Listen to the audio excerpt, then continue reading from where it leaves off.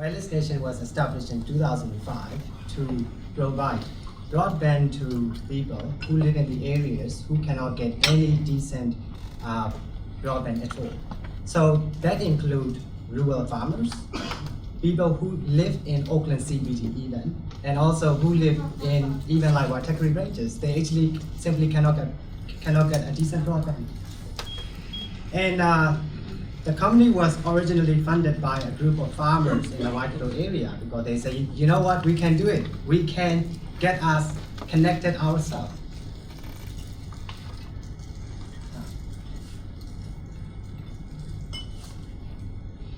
We established a nationwide installation team because we believe that it is really important to have a very professional installation team to deliver the services accurately.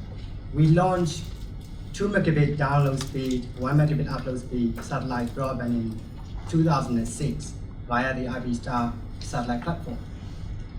And we learned that in all these years, we learned that there is still a little bit to do in satellite broadband offers to basically match the customer expectation. And we realized that in 2014, satellite industry has changed the game, which means that they basically came out with a technology which is compatible to the terrestrial broadband services. And therefore, we launched 10 megabit download, 1 megabit upload speed satellite service in 2014 using Optus D2 satellite. Anybody has Sky TV here? Anyone? Right, so Sky TV also uses Optus satellite, they use Optus D1, and we use a D2 satellite, which is exactly at the same direction or the similar direction. Sorry, Paul. Now, what do we use satellite for? We use the satellite for communication. For example, like if you use the GPS system in your car or on your mobile phone, you are basically receiving the data from the GPS satellites to pinpoint where you are. We use for the observation, such as if you want to watch stars from the distant galaxy, you have to use a satellite. And also other scientific missions, such as if you want to monitor the volcanoes in White Islands, for example, you need to use a satellite because satellite is like a big eye which can see up to 42% of the Earth from one spot. There are 4 main types of orbits, and today we are going to talk about geostationary orbit. So what is geostationary orbit? Now, it is the orbit which is 35,000 kilometers above the equator. And if you put any object in that equator, what happens is that that object will travel with exactly the same speed as the Earth rotation, which is about approximately 1600 kilometers per hour. Right, so it is really fast, and one single satellite in that orbit may cover up to 42% of the Earth coverage. For example, it can cover the whole New Zealand just with a single satellite. Now, satellite communication. I have been given a big task to convince you that satellite is the right way to go for rural New Zealand, for example. Now, satellite broadband has an unmatched. Am I the right? Right. Satellite broadband has unmatched service availability. Because why? It is right in the sky, 35,000 above the Earth. So it means that you cannot cut it accidentally, like the fiber, or right? And it cannot be flooded, right? Well, some people will say that, well, what about solar flares? I read in the news that there is solar flares coming out all the time. Well, you know what? It is protected by the other atmospheres. Well, there is no atmosphere, but yeah, there is some sort of atmosphere.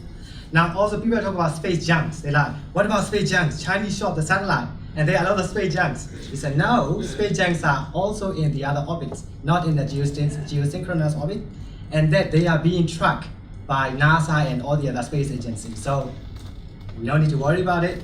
And another thing is that satellite is a full network solution. Imagine that you have one big super network, that which can connect to every single home.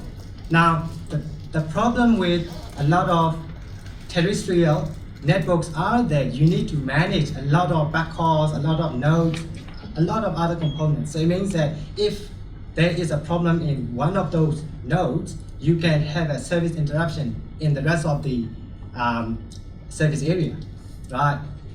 But on the satellite, it is just one single large network which you can manage very effectively and you can maintain it. And it is independent of the terrestrial infrastructure. So it means that you don't need to be living in the area where there is a fiber. You can live anywhere you want. If you want to live on a Mount Rabahu, you can, and we can give you broadband via the satellite.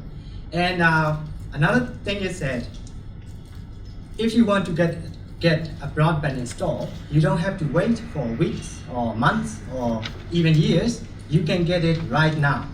Well, it's not right now, but it's like maybe within 5 days we can install it, right? So you can be up and running.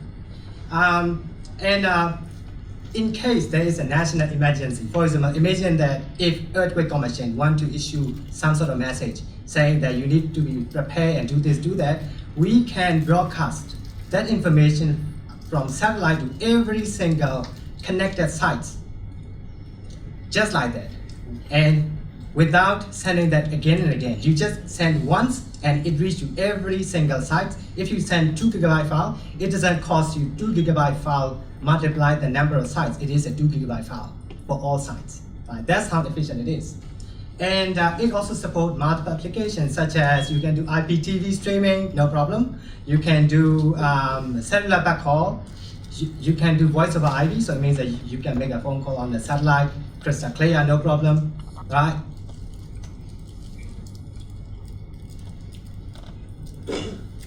And now, satellite questions, right? Latency. That is the biggest challenge to geostationary satellite. Everywhere I go and talk about satellite, students, for example, they will ask, what about latency? It is about half a second, I can't play the games. I say, okay, maybe you better live in a city with a fiber if you want to play the games. Anyhow, what I want to say here is that now, internet was designed to connect actually the universities and institutions. So it means that it wasn't designed to be efficiently run. Now, and then we adopted it. So what happened is that internet has a lot of wastages in the packet, right? So what we do on the satellite is that with the intelligent platforms, we can strip those out, all the waste. And then we can just send the actual data across the satellite. So that compensated the time taken for the data to travel from the Earth to the space to the Earth with that efficiency. That means that you replace that, and therefore you can overcome the latency very easily. In fact, we have the customers who are using Citrix on the satellite, right? Citrix is very time-sensitive real-time application, and yet we can do that. If I call you on your cell phone from the satellite phone, unless I tell you, you will not know that I was talking to you on the satellite, right? So almost like when people say that satellite latency is bad, it is actually, okay, there's a latency, but bad is not true. How do you know it is bad unless you use it? Don't just say it, right? And not all satellites are the same. I must say, not all satellite connections are the same. It depends on how you build it, and you have to build it properly. Now, data charges.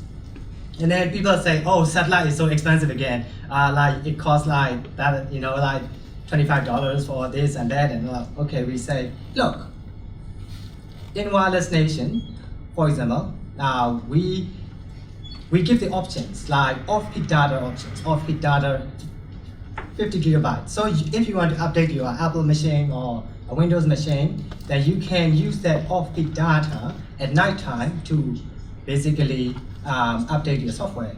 And at the same time, we also offer them like carryover data. So it means that you can actually keep your unused data. So we give the customer some fancy solutions to overcome with the cost of the data. And they say slow speed. Actually not. Have you ever tried satellite really to say that a good satellite connection to say that it is a slow speed? Now slow speed occur in any network. even if you are on fiber connection, if you don't manage your network properly, it will be slow because there will always be abusers who will be using the whole bandwidth to download videos and you know what, right? And therefore you need to be able to manage your traffic properly so that you can operate very robust and fair network. You need to have a network which is fair to every user. Now, currently we offer 10 megabit satellite service in New Zealand. We have a nationwide coverage including the Chatham Islands, and our platform is ready to deliver 30 megabit download, 4 megabit upload right now, right? And also there are new satellite platforms that we are actually experimenting at the moment. In fact, they are fully up and running, and we can do up to 200 megabit per second download speed on the satellite. And then we have plenty of satellite bandwidth available over New Zealand. And in fact, in US and EU at the moment, many telcos are now switching their customers from DSL to the satellite, because on the satellite they can offer something like 50 megabit download, 20 megabit upload, right? And in Australia, NBN Co is launching 2 satellites in late 2015 and 2016. They will be offering up to 36 megabit download, 4 megabit upload speed in Australia. And Paul from Optus Satellite is going to explain more about NBN program. Thank you. Thanks.